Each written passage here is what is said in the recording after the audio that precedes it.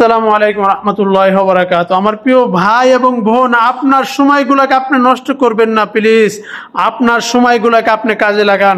যারা ঘুমিয়ে সময়গুলোকে নষ্ট করতেছেন, যারা শয়তানের পিছনে পড়ে সময়গুলো নষ্ট করতেছেন, তারা একটু জাগ্রত হন, তারা একটু সময়গুলোকে কাজে লাগান, তাহলে আপনি সফলতা অর্জন করতে পারবেন। একটা সেকেন্ড আপনার জন্য বসে থাকবে না, একটা মিনিট আপনার জন্য দাঁড়ায় থাকবে না। আপনি কখন ঘুম থেকে উঠবেন, আপনি কখন কাজ করবেন, আপনি কখন খাবেন, এই আশায় সময় বসে থাকবে না।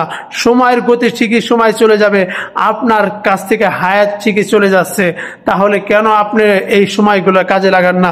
ও প্রিয় ভাই এবং বোন, যারা রাত জেগে সোশ্যাল মিডিয়া কাজ করেন, যারা রাত জেগে মেয়েদের সাথে কথা বলেন, আপনি কি আল্লাহকে ভুলে গেছেন? ফজরের আজান আপনি শুনতে পারতেছেন না, ফজরের আজান শুনতে পান না, ফজরের নামাজ কিভাবে শেষ হলো তাও জানতে পারেন না। আপনি কেমন ভাবে আপনি বুঝতে পারলেন যে আপনি সঠিক পথে আছেন? আপনি কখনোই সঠিক পথে নাই। আপনার সঠিক পথ তখনই হবে আপনি আল্লাহকে যখনই রাজি খুশি করতে পারবেন। তাই দুনিয়াতে যতটুকু আপনার প্রয়োজন আপনি ততটুকুই করুন। আপনি এর থেকে বেশি করতে যাবেন তাহলে আল্লাহকে ভুলে যাবেন। আল্লাহকে ভুলে যাবেন না ভাই।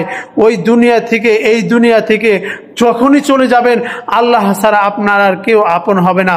যতই বলেন সোশ্যাল মিডিয়া ভাই বেরাদার, আপনার আত্মীয় স্বজন, আপনার যত কিছুই থাকুক না কেন, আপনার যখন মৃত্যু হয়ে যাবে, আপনার আল্লাহ ছাড়া আর কেউ আপন না। আল্লাহই আপনার আপন। তখন আল্লাহকে পাবেন কাছে, আর কাউকে পাবেন না। তাই আল্লাহকে আপনি রাজি খুশি করিয়ে দুনিয়া থেকে চলে যেতে পারেন, তাহলে আপনার জন্য জান্নাত। এর জন্য এই কথাগুলো বললাম। আমার প্রিয় বোন, আপনাদেরকে উদ্দেশ্য করে আমি এই কথাগুলো বলতেছি।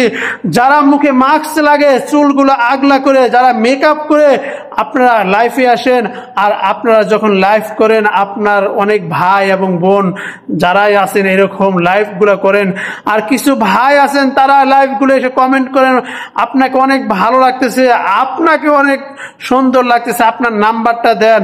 এভাবে আপনি যখন লাইভগুলো করেন তখন কি আপনার গর্বের বিষয়? এটা কখনো গর্বের বিষয় হতে পারে না, এটা লজ্জাজনক বিষয়। আপনি একটা মুসলমান গর্ভে জন্ম হয়েও, আপনি একটা মেয়ে হয়েও কেন আপনার যৌবন আপনি মানুষকে দেখা দিয়েছেন কেন? প্রিয় বোনদের উদ্দেশ্যে আমি এই কথাগুলো বলতেছি। ও প্রিয় বোন, আপনিও মুসলমানি ঘরে জন্ম নিয়েছেন, আমিও মুসলমানি ঘরে জন্ম নিয়েছি। আপনারা একটু বিবেককে প্রশ্ন করুন। এই ফেসবুকে যতটুকু আপনার প্রয়োজন ততটুকুই করুন, এর থেকে বাইরে যাবেন না। আপনার দিনকে কখনো বিক্রি করতে হবে না, আপনার ইসলামকে কখনো বিক্রি করেন না। কারণ আপনার যেদিন মৃত্যু হয়ে যাবে, আমি তারিক মনোয়ার হোসেন কি থাকবো না পাশে, আপনার মা বাবা কেউই থাকবে না আপনার পাশে, আপনার পাশে কেউই থাকবে না তখন আল্লাহ ছাড়া। তাই আল্লাহকে ভয় করুন, আল্লাহ যেটা বলেছেন সেটার ভিতরে থাকুন। এই ফেসবুক থেকে কিছু ডলার ইনকাম করার জন্য আপনি আপনার যৌবনকে বিক্রি করতেছেন, আপনার ইসলামকে আপনি বিক্রি করে দিতেছেন, সেটা কখনো আমি সাপোর্ট করব না। এর জন্য এই কথাগুলো বললাম। যখনই আপনারা লাইভ করেন, এখন প্রায় আমি এইগুলো দেখি, যারা লাইভ করেন সাজুগুজু করে এসে মাথায় চুলগুলো আগলা রেখে মানুষদেরকে দেখান, আর কিছু মানুষ আছে তারা এসে কমেন্ট করে, বাহ অনেক সুন্দর লাগতেছে, আপনার নাম্বারটা দেন, আপনার সাথে আমি কিছু কথা বলবো। এগুলো কি কখনো গর্বের বিষয়? এগুলো কখনোই গর্বের বিষয় না। এর জন্য এই কথাগুলো বললাম। আপনি কিছু ডলার ইনকাম করার জন্য আপনার যৌবনকে কখনোই বিক্রি করবেন না, এই কথাটা সবসময় মনে রাখবেন। আপনার যতটুকু প্রয়োজন ততটুকু করুন। আপনি ইসলামের বাহিরে কখনো যাবেন না।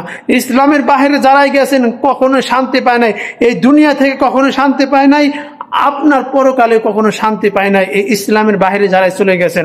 আমার প্রিয় বোন, যারা এই কাজগুলো করুন, এই কাজগুলো কখনোই করবেন না, এই কাজগুলো আপনারা বিরত থাকুন। যারা মাস্ক লাগান, ভালো কথা, মাস্ক লাগায় আপনারা লাইভ করুন, মাস্ক লাগায় আপনারা ভিডিওগুলো তৈরি করুন, কিন্তু আপনার চুলগুলো কেন আগলা রাখেন? এটা তো স্টাইল। এই স্টাইল আপনার ফেসবুক আপনাকে লাইক করে, কিন্তু ইসলাম কখনো আপনাকে লাইক করে না। আর ইসলামের বিপরীতে আপনারা কখনো যাবেন না। ইসলামের বাইরে চলে গেলে আপনার দুনিয়া থেকে কখনোই শান্তি পাবেন না।